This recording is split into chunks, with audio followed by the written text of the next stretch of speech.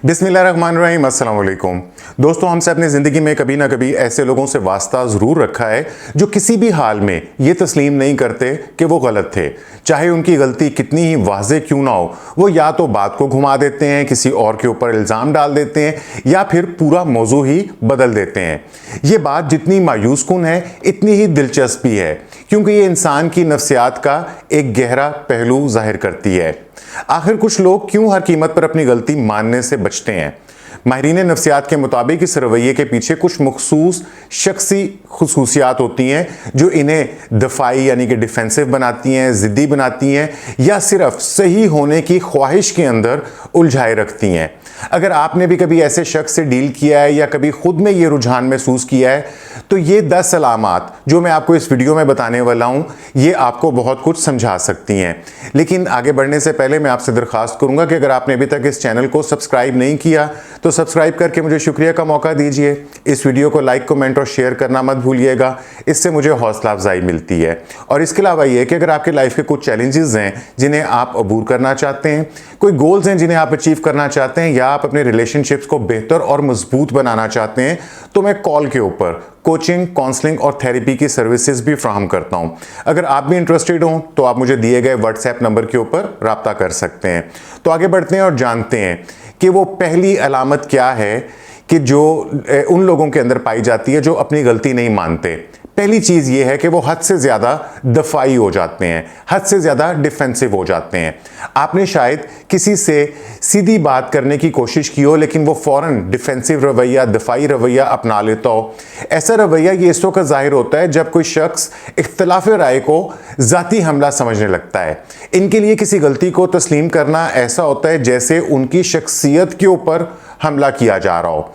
नफ्सियात के बानियों में से एक हैं सिगमंड फ्राइड। उन्होंने कहा था कि इंसान अक्सर दिफाई तरीके इख्तियार करता है ताकि वो इन सच्चाइयों से बच सके जो उसके लिए तकलीफदेह हैं।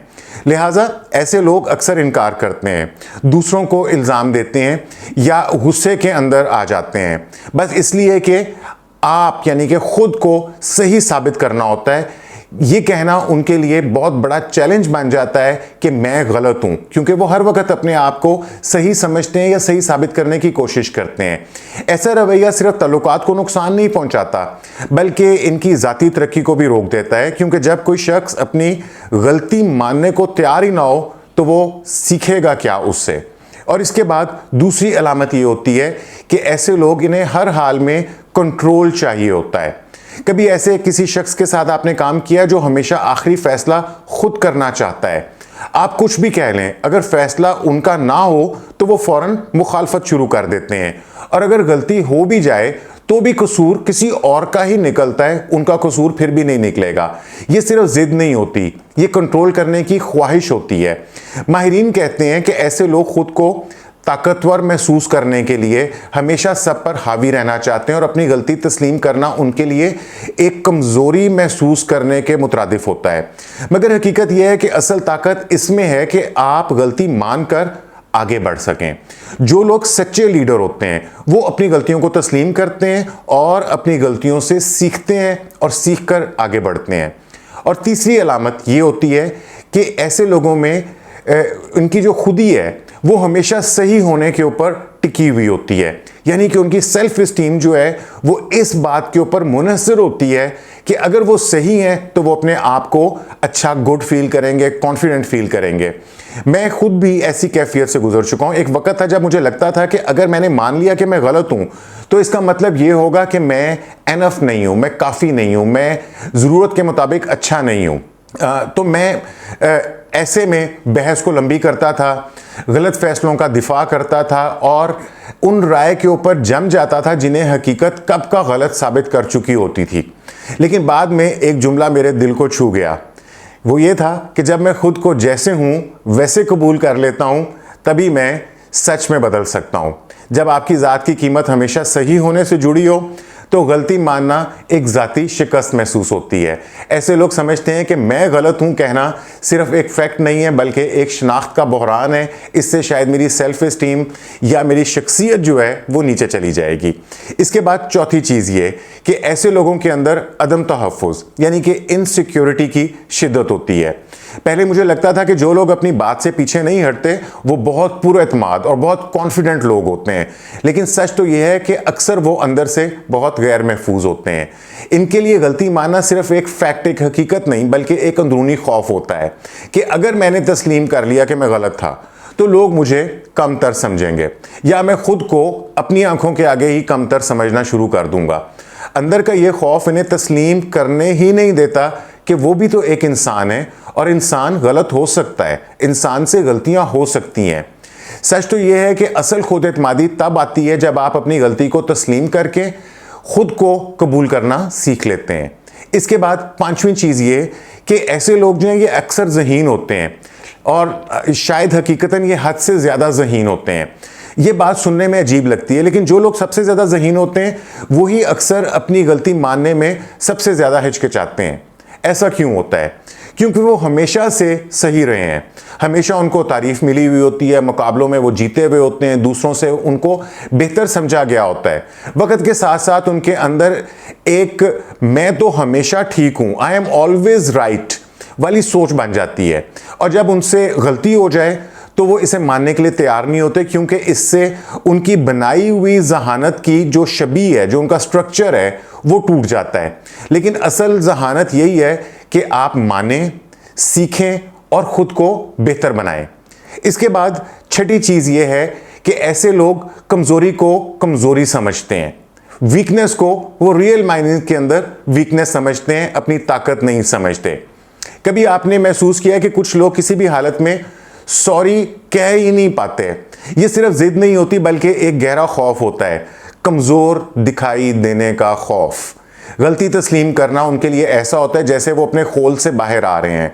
इन्हें लगता है कि लोग इन्हें जज करेंगे या कमज़ोर समझेंगे, लेकिन हकीकत यह है कि कमज़ोरी जाहिर करना कमज़ोरी नहीं होती, ये हकीकी ताकत होती है। जब आप ये कह सकें कि हाँ ये मेरी गलती थी, लेकिन मैंने अपनी गलती से सीख लिया है या मैं इससे सीख रहा हूँ, जब आप ऐसा कहते हैं तो आप वाकई मजबूत हैं। ऐसे लोग जो ये कदम नहीं उठा पाते वो अपनी ज़िंदगी में रुक जाते हैं, ना वो आगे बढ़ते हैं, ना ही वो अपने ताल्लुकात को मजबूत बना पाते हैं। और इसके बाद सातवीं चीज़ ये कि ऐसे लोग जो हैं इनके लिए दुनिया सिर्फ सही या गलत की होती है, यानी कि इधर इट इज़ ब्लैक और इट इज़ वाइट, इधर इट इज़ ट्रू और इट इज़ फॉल्ट, सही है या गलत है। मैं खुद भी एक वक्त में ऐसा ही सोचता था कि या तो मैं दुरुस्त हूं या मैं फिर फेलियर हूं या मैं नाकाम हूं, दरमियानी रास्ता कोई नहीं है। लेकिन ज़िंदगी में बहुत कुछ दरमियान में भी होता है, बहुत सारे ग्रे शेड्स भी होते हैं, हर चीज़ सिर्फ ब्लैक एंड वाइट नहीं होती। कुछ लोग ज़िंदगी को सिर्फ दो रंगों में देखते हैं, या तो वो सही है या मुकम्मल तौर के ऊपर वो नाकाम है। इस सोच में कोई गुंजाइश नहीं होती कि इंसान सीखता है, बदलता है, गलती करके ही वो बेहतर बनता है। और जब आप अपनी ज़ात को इस अंदाज में नापते हैं तो गलती मानने का मतलब होता है नाकामी, और नाकामी जो है वो नाकाबिले कबूल हो जाती है, और इसकी वजह से लोग आगे बढ़ ही नहीं पाते। और इसके बाद आठवीं अलामत यह है कि ऐसे लोग जो हैं इन्हें रद्द किए जाने का, रिजेक्ट होने का शदीद खौफ जो है वो लाहक होता है। वो हर वक्त डरते रहते हैं कि उन्हें एक्सेप्ट नहीं किया जाएगा, उन्हें रिजेक्ट कर दिया जाएगा। बहुत से लोग गलती इसलिए नहीं मानते क्योंकि उनको लगता है कि अगर वो अपनी गलती मान जाएंगे तो लोग इन्हें कमतर समझेंगे या इन्हें छोड़ देंगे। और ये खौफ जो है ये काफ़ी गहरा होता है और काफ़ी ज़्यादा इसका असर होता है। अगर मैं गलत हूँ तो क्या लोग अब भी मुझे चाहेंगे, क्या लोग अब भी मुझे एक्सेप्ट करेंगे? ये खौफ जो है ये इंसान को डिफेंसिव बना देता है।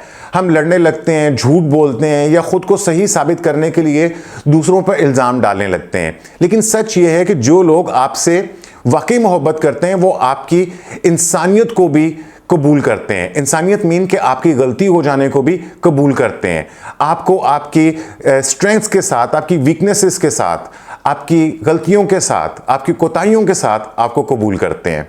इसके बाद नौवीं चीज़ ये है कि ऐसे लोग जो हैं दूसरों की राय से हद से ज़्यादा मुतासिर हो जाते हैं, बहुत जल्दी इन्फ्लुएंस ले लेते हैं, दूसरों के ओपिनियंस जो हैं इनके ऊपर बहुत असर करते हैं। कुछ लोग हमेशा अपनी इमेज को, अपनी शबी को बचाने में लगे रहते हैं। इनके लिए सब कुछ यही होता है कि लोग क्या कहेंगे, इस बात के ऊपर उनकी हर डिसीजन, उनका हर फैसला मुनहसर होता है। और अगर कोई इनकी गलती को पकड़ ले तो ये उनके लिए जो उन्होंने अपना एक परफेक्ट इमेज बनाया होता है उसके लिए खतरा बन जाता है। तो वो फूल प्रूफ बनने की कोशिश में और ज़्यादा मसनूई लगने लग जाते हैं और ज़्यादा वो आर्टिफिशियल दिखाई देने लग जाते हैं। हालांकि असल एतमाद इसमें है कि आप अपनी गलती को मानकर भी सर उठाकर चल सकें। इसके बाद हम 10वीं और आखिरी अलामत की बात करते हैं जो ऐसे लोगों में मौजूद होती है, वो ये कि इन लोगों के अंदर हमदर्दी यानी कि एम्पैथी की काफ़ी कमी होती है।